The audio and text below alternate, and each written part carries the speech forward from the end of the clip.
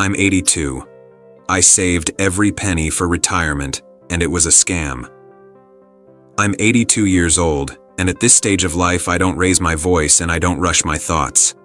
I've learned that speed hides uncertainty, so I want to speak plainly, steadily, without decoration. I saved every penny for retirement. I did it faithfully, patiently, over a lifetime. And now, after living long enough to see the outcome clearly, I can say something that once would have felt forbidden. It was a scam. Not a scam you can sue over. Not a scam with villains or paperwork. A cultural scam. A moral one. A story so deeply embedded that questioning it feels irresponsible.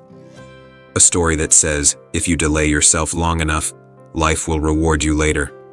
I believe that story completely. I grew up in a world where money anxiety lived in the walls. You could feel it in the way adults spoke quietly at night, in the way purchases were justified, in the way joy was always measured against consequences. I learned early that money wasn't about pleasure. It was about not being ashamed, about not being dependent, about not becoming a burden. So I learned restraint before I learned curiosity. I learned discipline before I learned desire. I learned how to say no long before I learned how to ask what I actually wanted. Saving money became my language of safety. Every dollar not spent felt like a brick laid in a future wall that would protect me. I tracked everything. I planned obsessively. I avoided anything that felt indulgent. I told myself that indulgence was weakness, that patience was virtue, that joy should be earned through suffering first. And the world praised me for it. People called me responsible, smart, disciplined. They trusted me. They admired my self-control. No one ever pulled me aside and said, "Be careful, you might be overdoing it." No one ever asked what all this restraint was costing me internally, because externally, it looked perfect. Saving wasn't something I did occasionally. It became the structure of my thinking. I evaluated experiences through cost. I evaluated time through productivity. I evaluated myself through how well I controlled impulses. Slowly, quietly, life turned into a preparation phase that never seemed to end. I postponed trips. I postponed hobbies. I postponed upgrades that would have made daily life more enjoyable. I told myself I would enjoy all of that later, when it was safe, when I had earned it, when I was free. Later became retirement. Retirement became the altar where all sacrifice would finally make sense. That belief kept me obedient for decades. Every time I felt tired, I told myself it was temporary. Every time I felt restless, I told myself it was immaturity. Every time I felt a quiet emptiness, I told myself it was the price of responsibility. I didn't question the framework. I questioned myself. That's how powerful the story was. When retirement finally arrived, the numbers were exactly right. The accounts were full. The projections were stable. I had done everything correctly. If this were a test, I had scored perfectly. And yet, when the day came, the feeling I expected never arrived. There was no wave of joy, no deep satisfaction, no sense of arrival. There was relief. Relief that I wouldn't run out. Relief that I wouldn't be a burden. Relief that I had done my duty. Relief is not fulfillment. Relief is simply the absence of fear. At first, I assumed fulfillment would follow. I gave myself permission to spend a little more, to travel, to eat better, to rest. But something felt wrong. I wasn't enjoying these things the way I had imagined I would all those years ago. The problem wasn't the experiences. It was me. I had saved for a version of myself that no longer existed. My body was older. My energy was reduced. My tolerance for discomfort was lower. My curiosity had thinned from years of suppression. I had trained myself to delay gratification so thoroughly that even gratification felt foreign, almost dangerous. Every purchase triggered an internal debate. Every trip came with hesitation. Every pleasure carried guilt. Even though the money was there, the permission was not. Frugality had stopped being a strategy. It had become an identity embedded in my nervous system. That's when I began to understand that habits don't retire just because you do. The mindset you build over decades doesn't dissolve when circumstances change. It stays with you. It shapes how you receive what you worked so hard to secure. I also noticed how small my life had become. Saving had quietly trained me to avoid risk.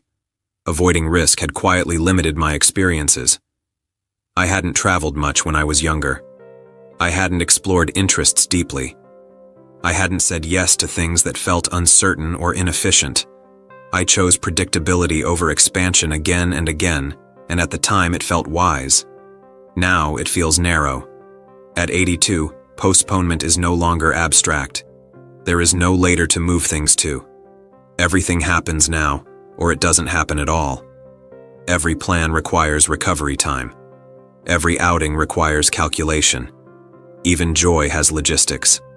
I saved aggressively for freedom, but freedom at this age is conditional. That realization landed heavier than any financial fear I ever carried. I began to see how the system I trusted had shaped me. The message was consistent my entire life. Work hard. Don't complain. Save. Be careful. Delay pleasure. And someday, when you're old enough and tired enough, you'll be allowed to rest.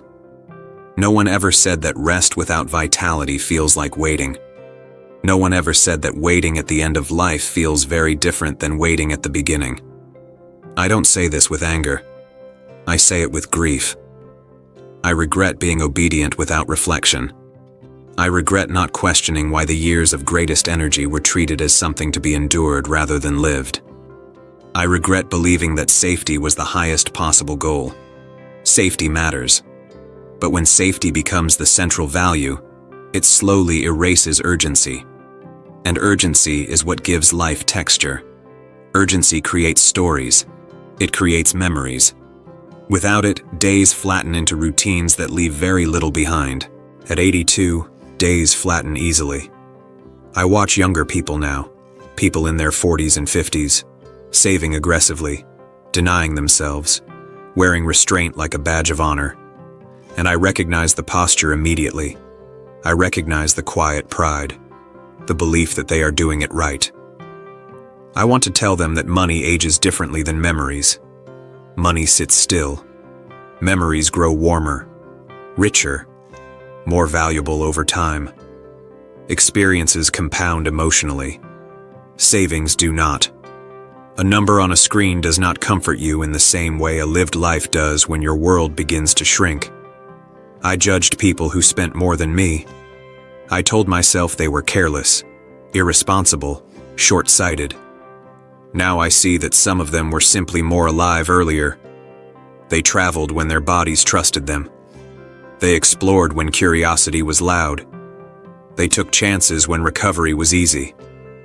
Some of them struggled later, yes, but some of them didn't, and even the ones who did had something I delayed: stories. I believed delaying pleasure was maturity. I didn't understand that some pleasures expire. At 82, I have enough money to be comfortable. But comfort is not fulfillment. Comfort is neutral. It removes pain, but it does not add meaning. And when pain is removed without meaning added, emptiness fills the space. That emptiness is what people don't warn you about. That's the scam. Not that saving is wrong, that saving alone is enough. I saved every penny for retirement, and retirement arrived with fewer desires than I expected. I trained myself not to want too much, and I succeeded too well. Wanting is a muscle. I let mine weaken through discipline and denial. Now I have to actively remind myself that enjoyment is allowed, that experiences are worth the cost. That time is the real asset, and it is disappearing faster than money ever could. I have to fight habits that once felt virtuous and now feel limiting. If I could speak to my younger self, I wouldn't tell him to stop saving.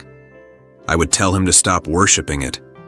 I would tell him that money is meant to circulate through a life, not sit quietly while life passes by. That preparation should support presence, not replace it. I would tell him not to confuse restraint with wisdom, not to confuse fear with discipline, not to confuse survival strategies with a philosophy for living. Because one day, you arrive at the future you protected so carefully, and you may realize you protected it from living. I'm 82 now. I'm not angry. I'm awake. And I finally understand that the greatest return on investment was never financial. It was experiential. It was time used while the body was strong. Curiosity honored while it was loud.